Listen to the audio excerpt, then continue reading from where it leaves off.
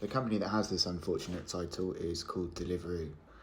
They're a UK delivery company similar to Uber or Grab, and they do food delivery, especially around the sort of London area in the southeast. The company really had everything going for it. It IPO'd in 2021, right at the peak of the mini tech bubble that we had, when the finance was still cheap. It had some famous backers, including Amazon and some other well-known venture capitalist companies. As you can see, they IPO'd at around 390, and they actually crashed all the way down to close to 80 over the period of a year. So they followed the track of many of the other tech companies in that time frame, and it was certainly a hard time for investors in the stock, including myself.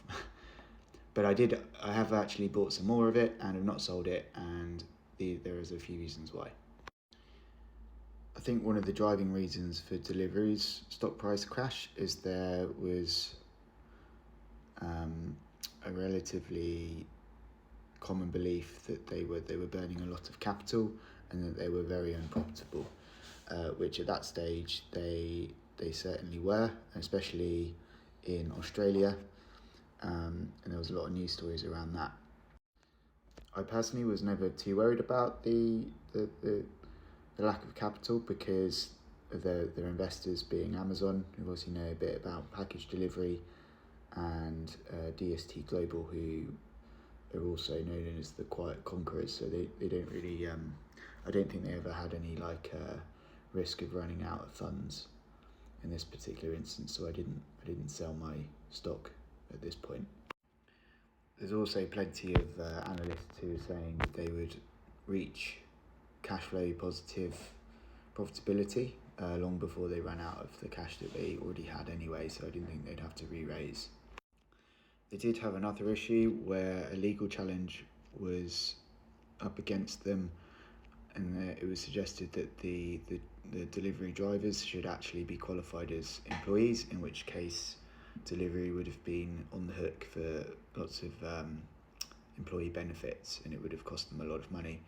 But that's just been resolved, and it was in the favour of Deliveroo, so there's no longer a risk to the company.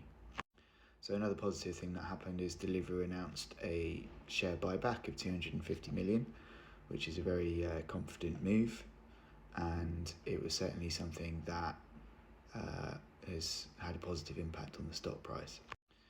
In the last financial year, they also announced that they did hit profitability, and it was much better than was expected, and it did surprise a lot of the analysts. Also, as a side thing, all this new talk about AI and automation means that there is a stronger possibility now that within 5 years they might have completely driverless deliveries, whereas before it was certainly more of a pipe dream. But now we've sort of seen the technology mature, and it's much more realistic. So yeah, in the last 5 days, the stock's actually gone up by 6%, which is good, and we could be on the start of a growth phase for Deliveroo stock price, hopefully, and it might be a good time to get some.